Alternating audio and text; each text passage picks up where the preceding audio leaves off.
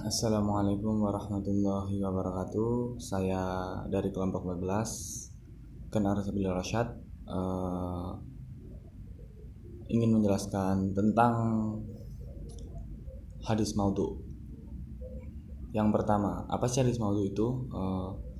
Secara bahasa, kata maudhu adalah isim dari maf'ul dari kata wada'a wada'an yang mempunyai arti al-isqat, meletakkan atau menyimpan. Sedangkan secara terminologis, Ibnu Al-Salah yang kemudian diikuti oleh Imam Nawawi mendefinisikan bahwa hadis maudhu itu adalah hadis yang diciptakan dan dibuat-buat. Sementara itu Mahmud Al-Tahan mendefinisikan sebagai kebohongan yang diciptakan dan diperbuat serta disandarkan kepada Rasulullah SAW. Definisi yang hampir sama dikemukakan oleh Subahi As-Solih yang menyatakan bahwa hadis maudhu adalah suatu berita yang diciptakan oleh para pembohong kemudian disandarkan kepada Rasulullah SAW yang sifatnya mengada-ngada atas nama beliau.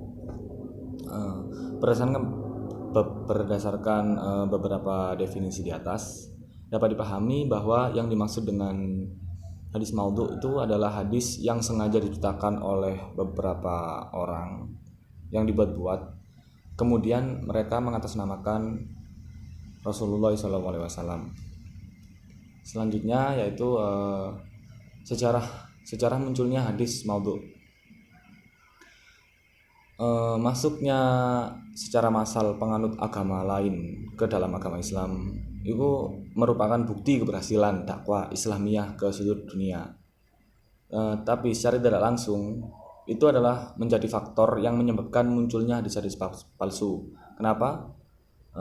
Karena tidak bisa diingkari bahwa masuknya mereka ke Islam itu, di samping mereka benar-benar murni tertarik dan percaya kepada ajaran Islam, tetapi ada juga yang segolongan mereka itu menganut Islam hanya karena terpaksa, karena tunduk pada kekuasaan Islam pada waktu itu. Golongan ini kita kenal dengan kaum munafik dan zindik.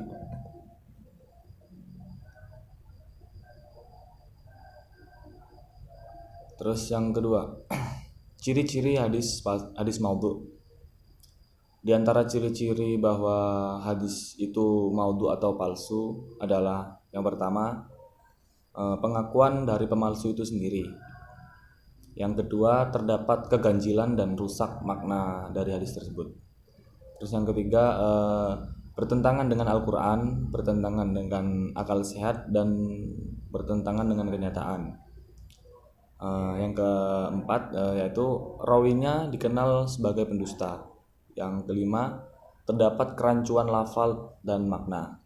Kemudian untuk mengetahui bahwa hadis itu maudhu atau palsu dan tidak ada usul-usulnya, tidaklah mudah dan bukan sembarang orang yang mengetahuinya, kecuali para imam hadis atau para ulama yang mahir dan luas pengetahuannya tentang hadis dan sunnah. Mereka yang memiliki kemampuan khusus tentang sunnah dan hadis dan yang berhubungan dengan ilmu yang mulia ini. Berbicara tentang rawi hadis membutuhkan kewaroan atau kehati-hatian yang sempurna, serta terbebas dari hawa nafsu dan keberpihakan, artinya netral, dan memiliki pengetahuan yang sempurna terhadap hadis dan ilat-ilatnya atau penyakit-penyakit hadis dan rijalnya atau rawi-rawi hadisnya.